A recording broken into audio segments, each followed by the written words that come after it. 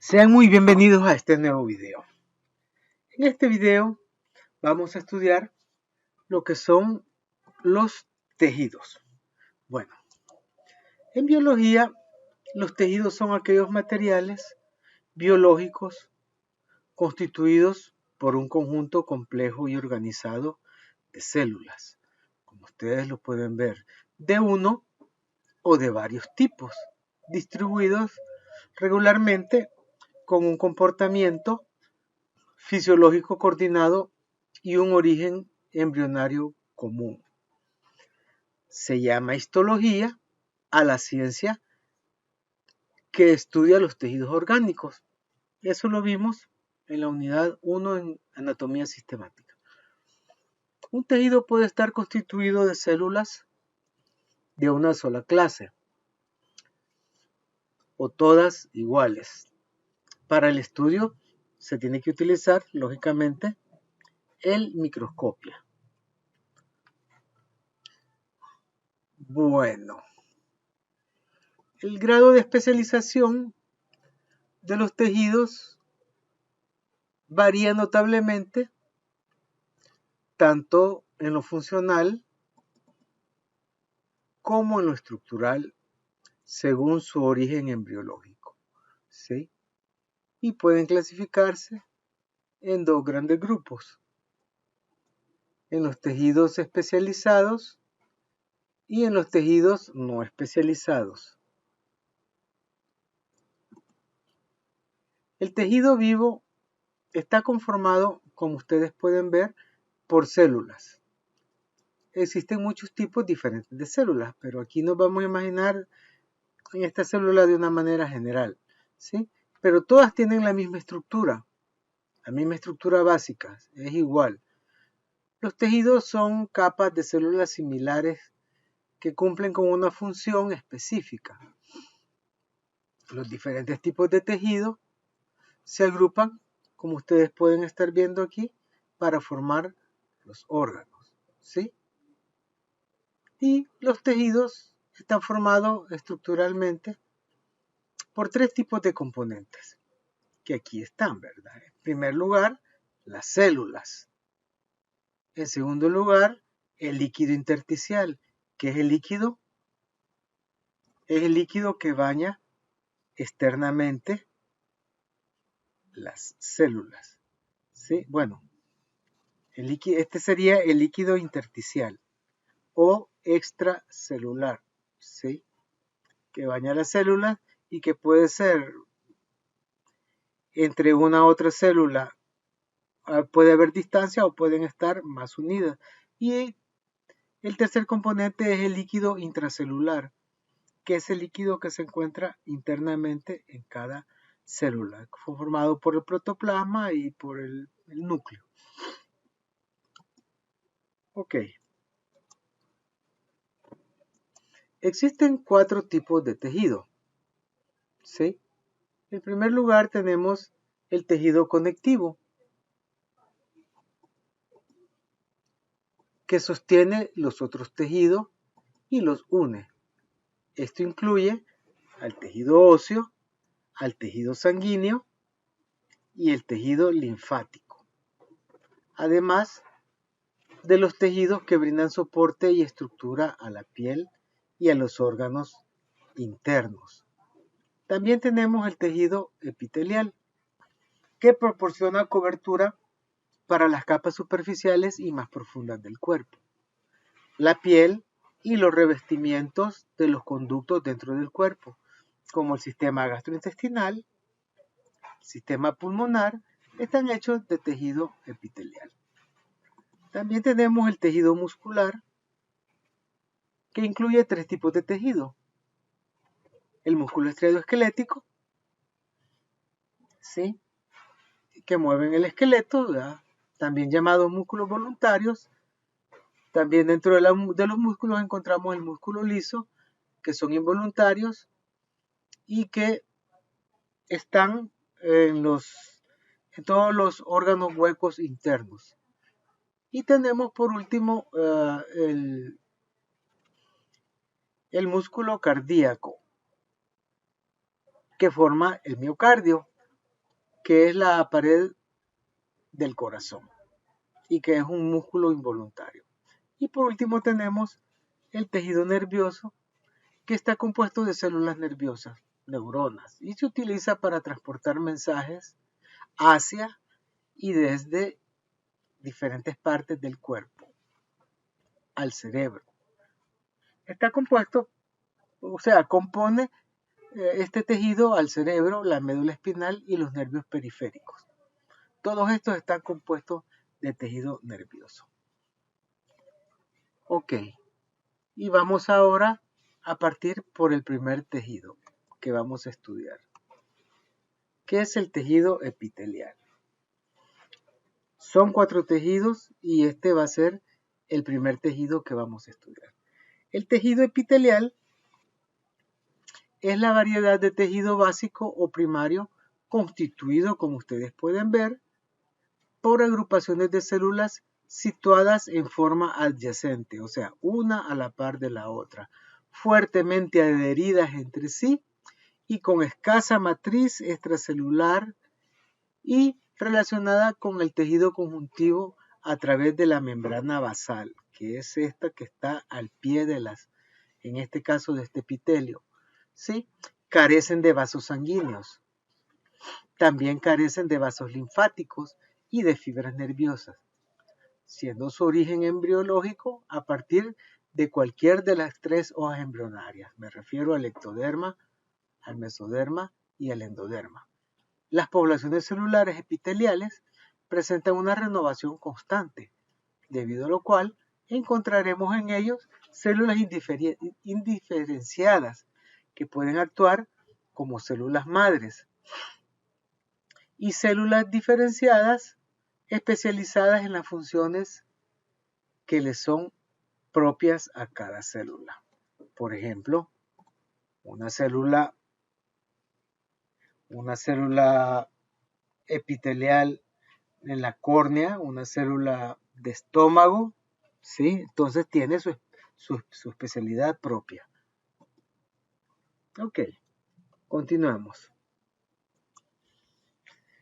Es de destacar que cualquier tipo de célula epitelial presenta 2 propiedades que las caracterizan, ¿sí? Esas propiedades son la cohesión y la polaridad.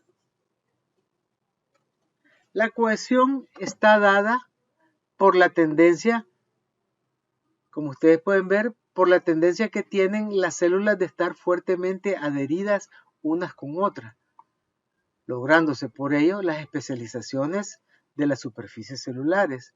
Y la polaridad morfológica funcional significa, ¿sí?, por la presencia de una superficie basal, ¿sí?, y una superficie apical. Esta es la superficie basal y esta es la superficie apical, ¿sí?, que es la superficie libre y es por donde las células van a secretar lo que producen. Entonces tenemos el polo apical y tenemos el polo basal. Por eso es que estas células tienen polaridad, no es por otra cosa.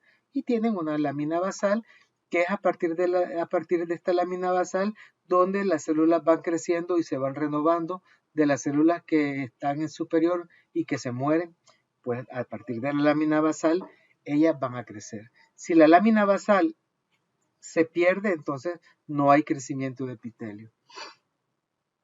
¿Sí? Entonces, se destaca la disposición particular y estable de estos órganos, de estas células especializadas en las superficies. ¿Sí? Ahora seguimos con lo que es el tejido epitelial. ¿Sí? Su clasificación. Tenemos el tejido epitelial que se divide este tejido en dos grupos. El primer grupo es el epitelio de revestimiento, que es el primero que vamos a estudiar. El epitelio de revestimiento, a su vez, se divide en 3, digámoslo así, entre otros subgrupos, que es el tejido epitelial plano, el tejido epitelial células cúbicas y el tejido epitelial con células cilíndricas, células planas, células cúbicas y células cilíndricas. Epitelio de revestimiento, o sea, epitelio que cubre. ¿Qué cubre? Pues el organismo, la piel, los órganos internos. Y tenemos también el tejido glandular. Dentro del tejido glandular vamos a tener tres tejidos. El tejido glandular que forma las glándulas endocrinas, el tejido glandular que forma las glándulas mixtas y el tejido glandular que forman las glándulas exócrinas. Lógicamente, las glándulas mixtas tienen una parte endocrina y una parte exócrina. Ok, ahora vamos a ver cuáles son las funciones del tejido epitelial. Como primera función tenemos la función de protección. La función de protección se da de los tejidos subyacentes del cuerpo ante las abrasaciones y lesiones. Por ejemplo, la piel. Aquí podemos ver la piel. La piel nos protege de los rayos solares y nos protege también de todas las bacterias, hongos, de todos los microorganismos externos. Es como una barrera que impide que los microorganismos penetren. La otra función es la de transporte celular. Hay un transporte de moléculas a través de las capas epiteliales. Un ejemplo sería el epitelio del intestino delgado, en el cual los principios nutritivos, ¿verdad? Aminoácidos, sales, minerales, grasas, penetran a través de la célula y alcanzan lo que es los vasos capilares que van a llevar los principios nutritivos a la sangre. Transporte celular. Tercero, secreción. Bueno, esto aquí está más fácil de entender. Las células epiteliales secretan moco, enzimas como las gástricas, hormonas, ¿sí? Como la testosterona, etc. Eso se da a través de las diversas glándulas del sistema endocrino. Tenemos la función de absorción, ¿sí? De material de una luz interna a algunos organismos. Por ejemplo, podemos a través de los pulmones, a través del epitelio pulmonar, absorber cierta cantidad de agua cuando esta agua la inhalamos en forma de vapor, ¿sí? Hay absorción, ¿sí? Si a usted le cae una gota de veneno en la piel, es absorbida y si es mucho usted puede terminar envenenado porque hay absorción. Que absorción es distinto a lo de transporte, ¿sí? Porque la absorción es que absorbe y el transporte es que a través de la célula pasa, ¿sí? Y tenemos la función receptora, recibir y percibir estímulos externos. Si usted se arrima a algo que está muy caliente, entonces usted va a sentir el dolor, va a sentir el calor. Si le pone un cubito de hielo en la espalda, usted va a sentir va a dar un gran salto, un gran brinco, ¿verdad? Porque el hielo lo va a sentir. Entonces la piel tiene función receptora. Y ahora vamos a tratar de estudiar estas funciones. Bueno, protección, ¿verdad? Ya dijimos de que la piel es una barrera que se interpone entre el interior de nuestro organismo y el medio externo. Sí, está formada, como ustedes ven, por la epidermis, la dermis y la hipodermis. Bueno, entonces tenemos que la protección la da, vea, nos protege del sol, evita la desecación, protege, ¿sí?, la cantidad de agua interna. También nos da protección de presiones mecánicas y abrasiones, ¿verdad? Un golpe, digamos, un pellizcón, entonces nos protege. Y en tercer lugar, como les dije, nos protege de patógenos, de bacterias, de virus, de protozoarios. Entonces, a través de la piel tenemos esa protección. Es la primera función. Tenemos la función de transportes, ¿sí? Aquí podemos ver cómo a través de los ácidos, ¿sí?, se producen las hormonas, ¿sí? O sea, de la sangre, digamos, si esta fuera un ácine mamario, ¿sí?, lechero, lácteo, entonces de los vasos sanguíneos salen las sales minerales, las proteínas y se forma la leche. Pero todo se hace a través de la célula especializada, ¿sí? Otra cuestión de transporte es, como aquí el ejemplo, a través del epitelio sanguíneo y alveolar, ¿sí?, el CO2 sale de los glóbulos rojos, ¿sí?, y se va a la luz del alvéolo pulmonar, y del aire del alvéolo pulmonar el oxígeno atraviesa la pared y se inserta dentro de los glóbulos rojos. Entonces transporta, ¿sí?, a través del epitelio del vaso sanguíneo y a través del epitelio del alvéolo, ¿sí?, hay un intercambio de CO2 y de oxígeno. Este es un ejemplo. Y tenemos también la otra función, absorbe. El epitelio del intestino delgado absorbe. Aquí podemos ver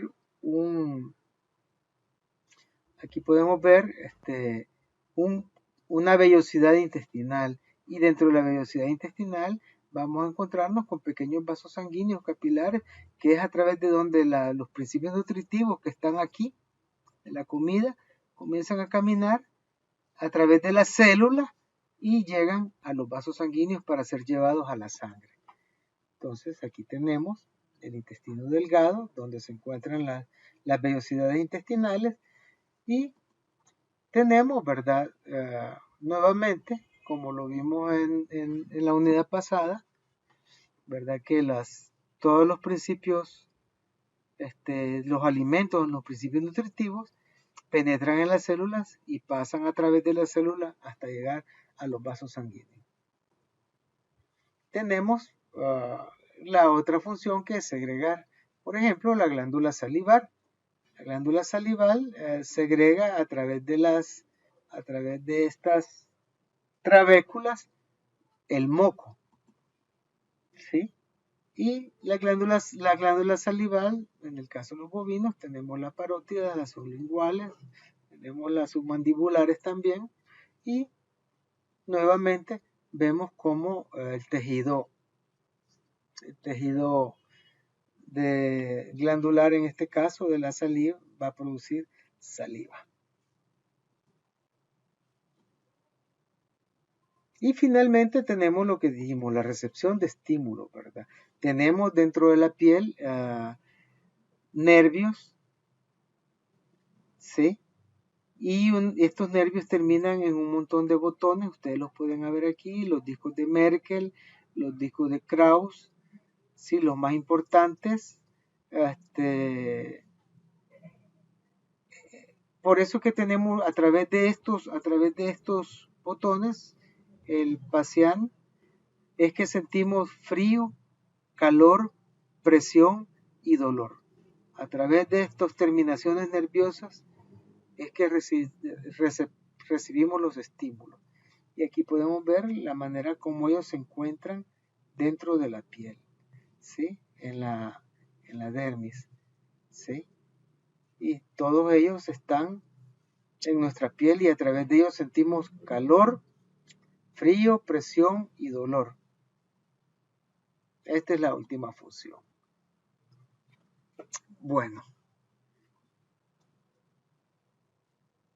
vamos a hablar acerca de las células epiteliales y las células glandulares, ¿sí? O sea, el tejido epitelial, como dijimos, se divide en tejido epitelial y tejido glandular, ¿sí? Epitelios glandulares y hay epitelios de cobertura. Así es la cosa, ¿sí? Por la disposición, estructura y función de las células epiteliales, este tejido O sea, el tejido epitelial se divide en dos grupos, como ya lo dije. El primero, que es este, lo constituyen los epitelios o membranas epiteliales de cubierta y de revestimiento, que son capas de células especializadas en funciones de protección. Además de protección, ya vimos que también dan absorción, intercambio, y el segundo de los epitelios es los epitelios glandulares, que son masas o agrupaciones de células especializadas en la secreción y que van a producir hormonas, van a producir muco o van a producir enzimas. Ahora tenemos los epitelios de revestimiento, o sea, el primer grupo. Ese es el que vamos a estudiar ahorita. ¿Sí? Tenemos aquí por sus formas, ustedes pueden fijarse, tenemos los simples, simple escamoso, simple cuboidal, simple columnar, y tenemos los estratificados. Los simples únicamente tienen una capa, y los estratificados tienen varias capas. Ustedes pueden ver varias capas. Y tenemos el de transición, que es como algo así como mixto. Entonces tenemos el simple escamoso y tenemos el estratificado escamoso. Tenemos el simple cuboidal y tenemos el estratificado cuboidal. ¿Por qué es escamoso? Ustedes pueden ver que los epitelios, la célula es plana. Aquí la célula es cuboidal, como lo dijimos, y este es cilíndrico o en este caso se llama columnar, que también ya lo estudiamos. Y aquí es simple porque solamente hay una, y aquí es pseudoestratificado porque parece que hubieran varias capas, pero no lo son. Ustedes pueden ver todas las células están fijas a la camada basal. Lo que pasa es que estas van creciendo y estas ya crecieron. Cuando estas mueran, estas van a crecer y nuevamente van a crecer otras por debajo. Esto es todo lo que es los epitelios de los tipos de epitelio por su forma. Ahora vamos a pasar a lo que son los epitelios de revestimiento. Bueno, de una manera, los epitelios de revestimiento dependen primeramente de la forma de sus células. Y las acabamos de ver, las planas, las cúbicas y las cilíndricas, ¿sí? Que las vimos en la diapositiva pasada, ¿sí? También tenemos por el número de capas de células. Y también lo dijimos, tenemos los epitelios simples, ¿verdad? Que están constituidos por una capa y puede ser plano, cúbico, cilíndrico o pseudoestratificado. Y tenemos los estratificados que pueden ser plano queratinizado o plano no queratinizado, cúbico, cilíndrico y polimorfo. Estos son los epitelios de revestimiento. Bueno, comenzaremos con el primero. Tenemos los epitelios simples, ¿sí? Los epitelios planos simples. Como ejemplo, tenemos la hoja parietal, ¿sí? del glomérulo renal. Tenemos el epitelio alveolar en los pulmones, que también es plano, ustedes pueden ver ese sello, y el endotelio, ¿sí? de la arteríola, de los vasos sanguíneos, ¿sí? El mesotelio de la pleura y la alza de Henle en el riñón, ¿sí? Aquí podemos ver que las células son planas, aquí alrededor las células son planas y el núcleo es oval y central. Aquí podemos ver. ¿Sí? Bueno, seguimos con lo que es el epitelio cúbico simple. Como ejemplo del epitelio cúbico simple, bueno, primero que ustedes vean cómo es el epitelio cúbico simple. ¿Sí? Y tenemos los túbulos renales. Pueden ver ustedes aquí. Es el que más se parece a este. podemos ver en los folículos ováricos, ¿sí? En los folículos ováricos, sobre todo este que está pequeño, aquí ya no, pero aquí sí, ¿sí? Y podemos ver aquí una glándula exócrina. Pueden ver aquí, podría ser una glándula sudorípara. Y las características es que las células son casi cuadradas. Son casi cuadradas. ¿Sí? Aquí se ven dos porque este es de esta pared y este otro es de esta otra pared. ¿Sí? Este, si no me equivoco, es de la tiroides. Y el núcleo es esférico. El núcleo es esférico, lo pueden ver. Este es todo lo que es el epitelio cúbico simple. Ok, seguimos. Ahora es el epitelio cilíndrico simple, ¿sí? Y tenemos aquí, pueden ver la forma en el intestino delgado, toda la orilla. Si la vemos un poco más de cerca, van a ver que es epitelio cilíndrico simple, en una camada basal y solamente hay la vesícula biliar, ¿sí? Podemos ver aquí en el intestino grueso, en la trompa uterina, ¿sí? Podemos observar, y las células, como ustedes pueden ver, son columnares. Son columnares. Miren, esto aquí es lo que se mira aquí. Son células columnares. Miren, todas adheridas unas con la otra. Son células columnares y el núcleo es oval. Aunque el núcleo aquí pues, es algo estirado. Pueden ver aquí esto moradito es el núcleo. ¿Sí? No se puede ver muy de cerca. Pero para el examen se lo podemos poner cerca. No hay problema. Tenemos lo que es el epitelio pseudoestratificado. O sea, parece que es estratificado, pero no lo es. Aquí podemos observarlo bien, ¿sí? Y lo podemos observar en la tráquea, ¿sí? En el árbol bronquial, en el epidídimo, ¿sí? Y en los conductos deferentes del aparato reproductor masculino. Y vamos a tener que las células son columnares, ¿verdad? Y todas, como lo dije ya, se apoyan en la membrana basal, pero no todas llegan a la parte apical, al polo apical. ¿Están viendo? Esta no llega, esta tampoco, pero las demás sí. Ok, y el núcleo lo tienen en diferentes niveles de desarrollo. Ahora continuamos con los epitelios estratificados. El primero que veremos es el